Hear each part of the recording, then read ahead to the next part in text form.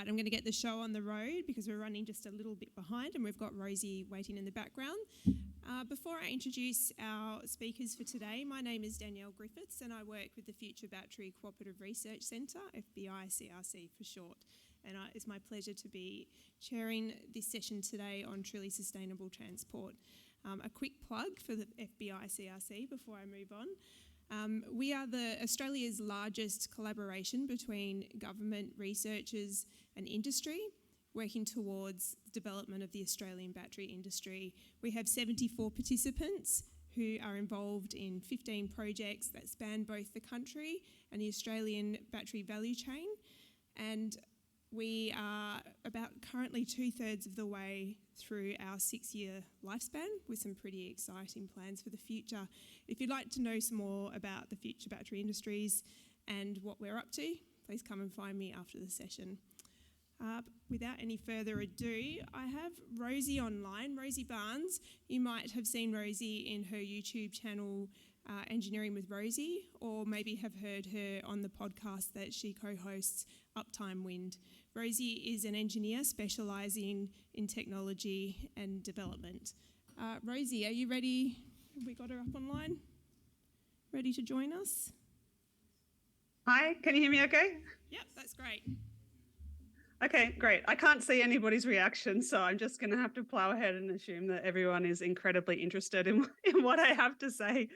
Thank you very much for that introduction.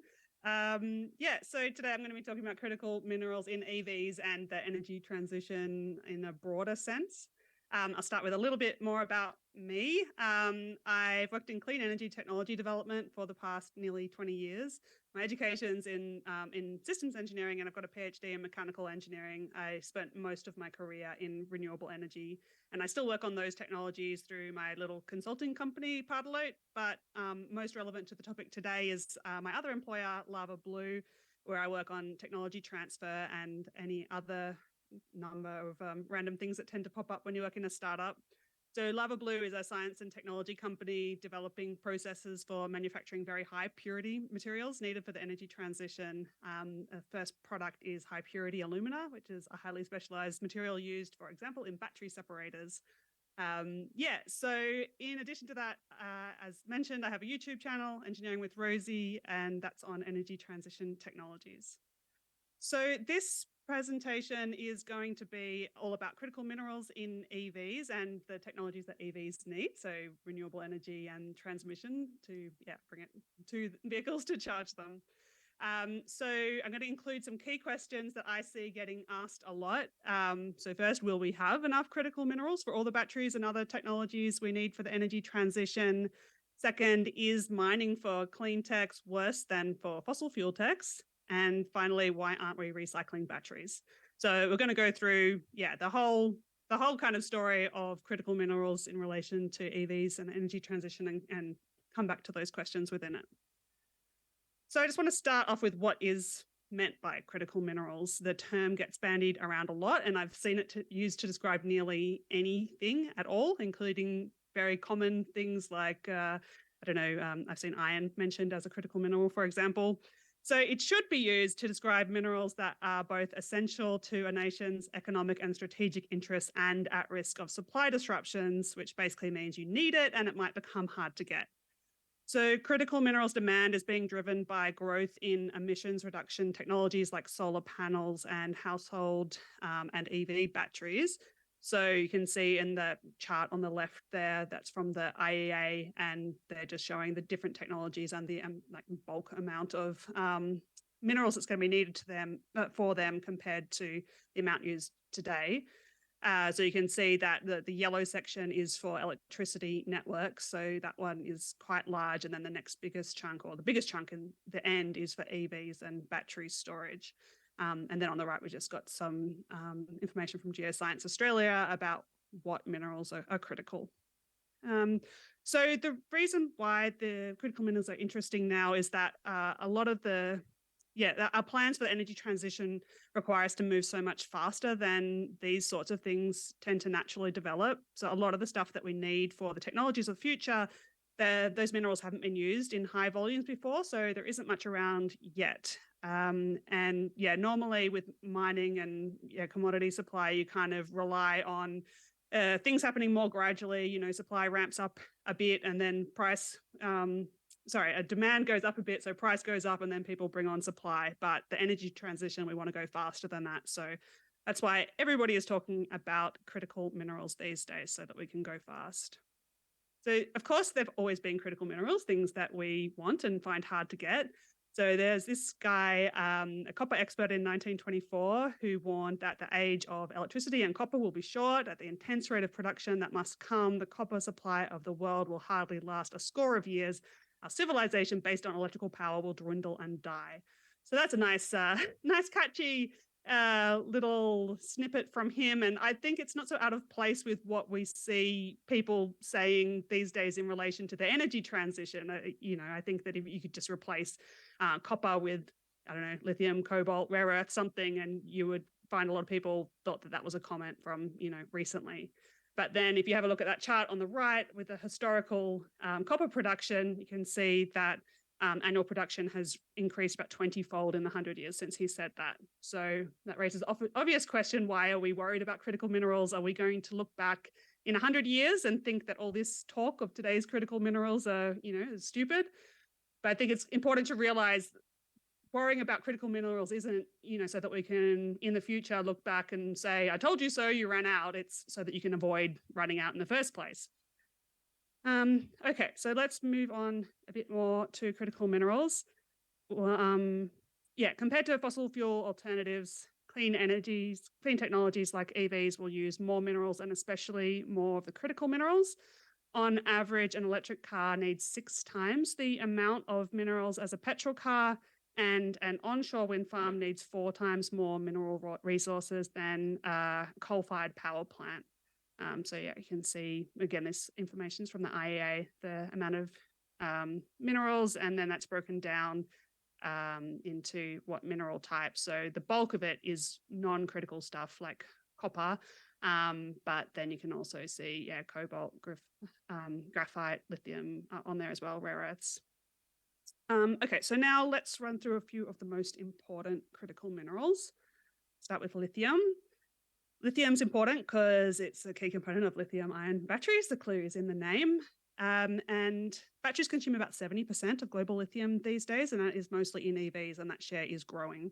There are currently few substitutes for lithium that can perform to the same standards in battery technology, but emerging chemistries such as sodium ion are likely to be ready to replace some of the less demanding battery applications within a few years.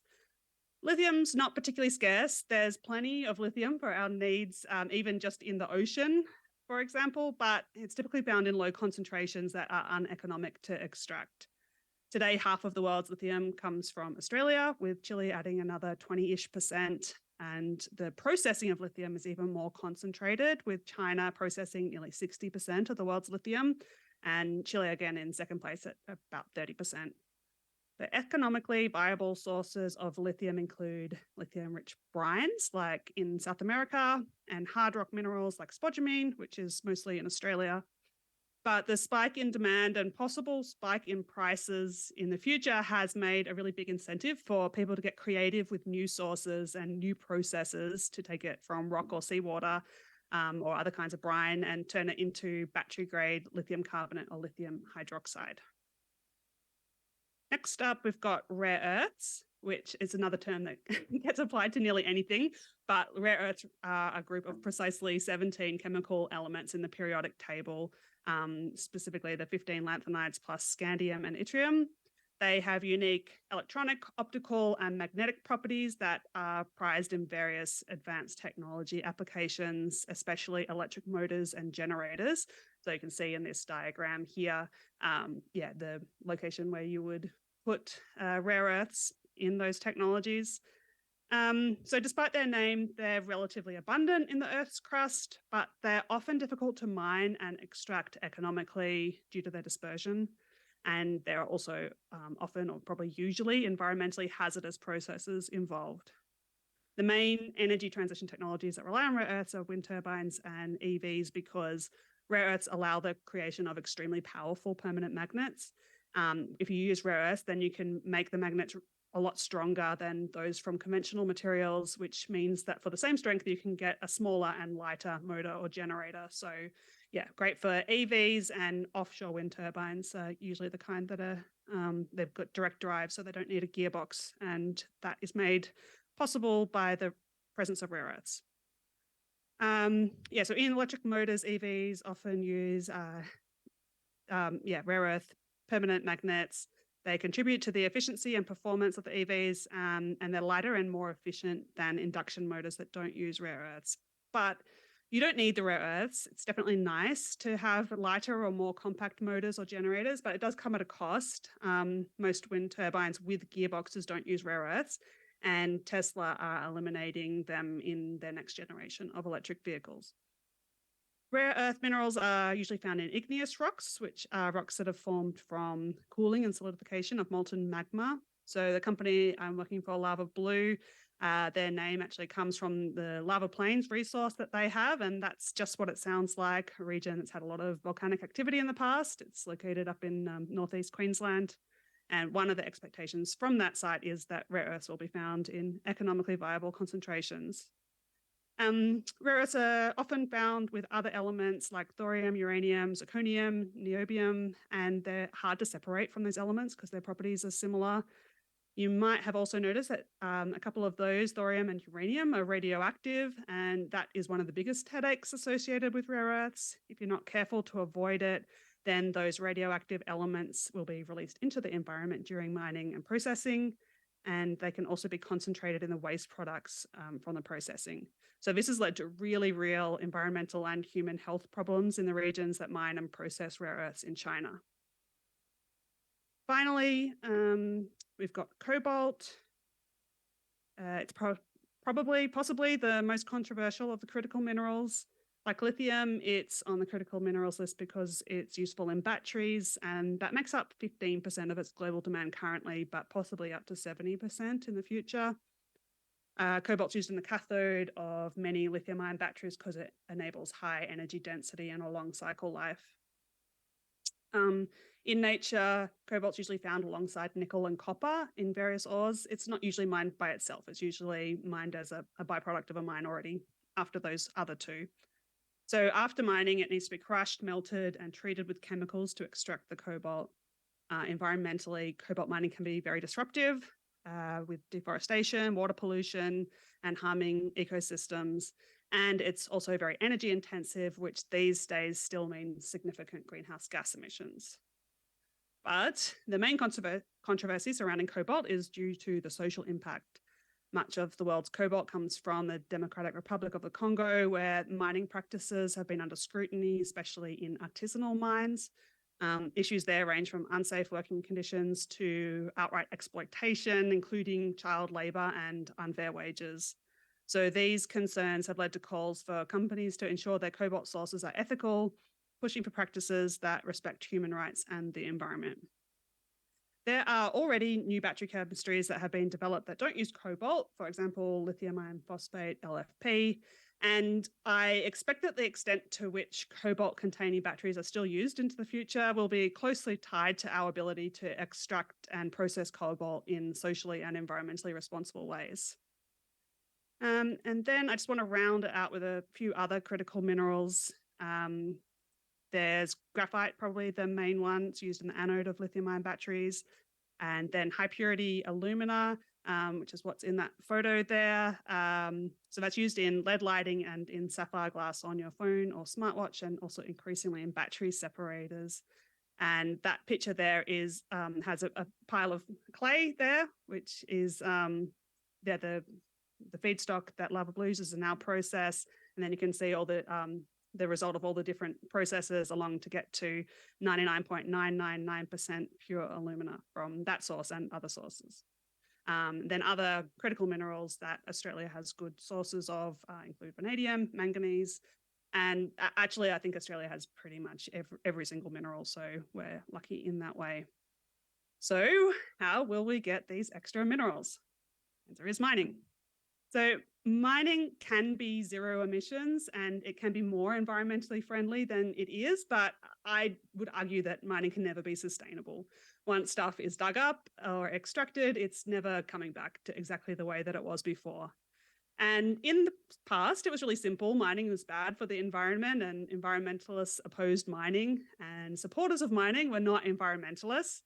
But I think climate change has muddied those waters. Ever since we became aware of climate change a few decades ago, environmentalism didn't only mean protecting local environments, it also meant protecting the global climate.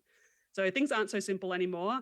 I think, unfortunately, the climate crisis has forced us to grow up a bit since the early days of environmentalism.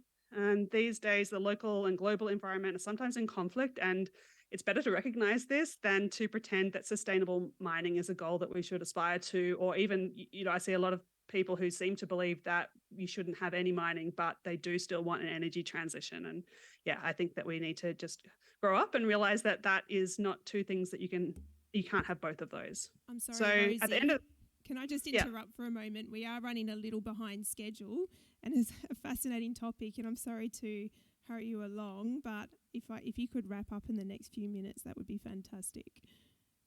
yeah, sure. Okay.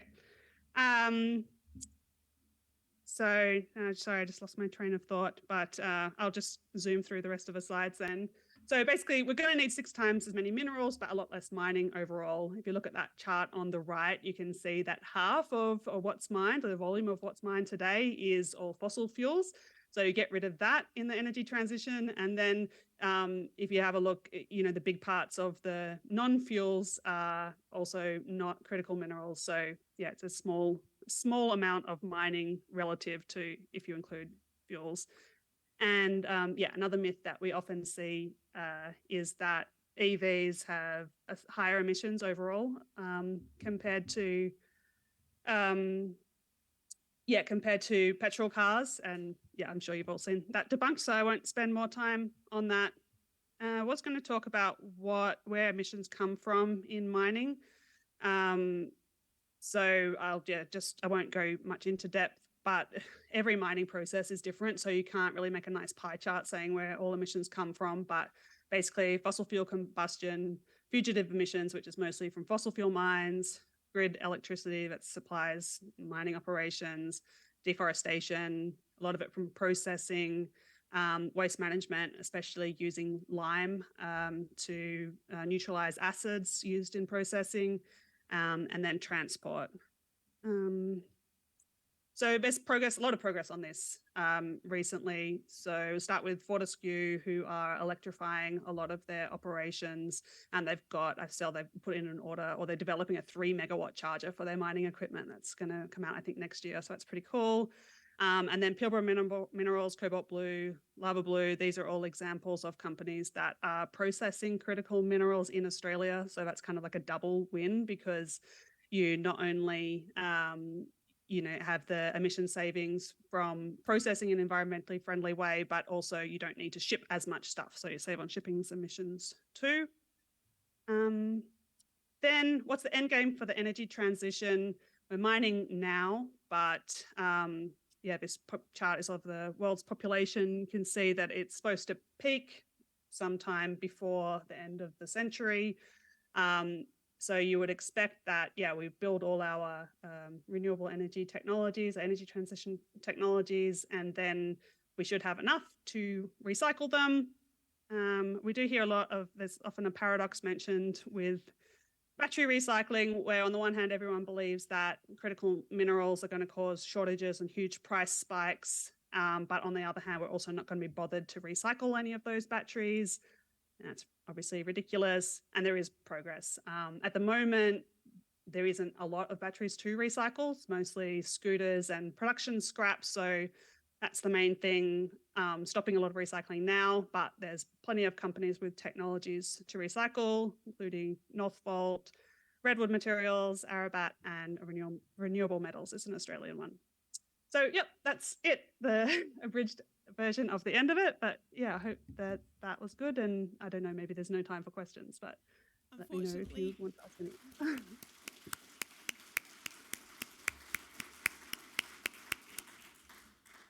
Thank you very much for your time, Rosie. I'm really sorry that we've run out of time in the end and not had time for questions, but if anybody would like to know more about what Rosie's getting into, I highly recommend having a look at her YouTube channel. There's some great topics on there, and she does touch on some of this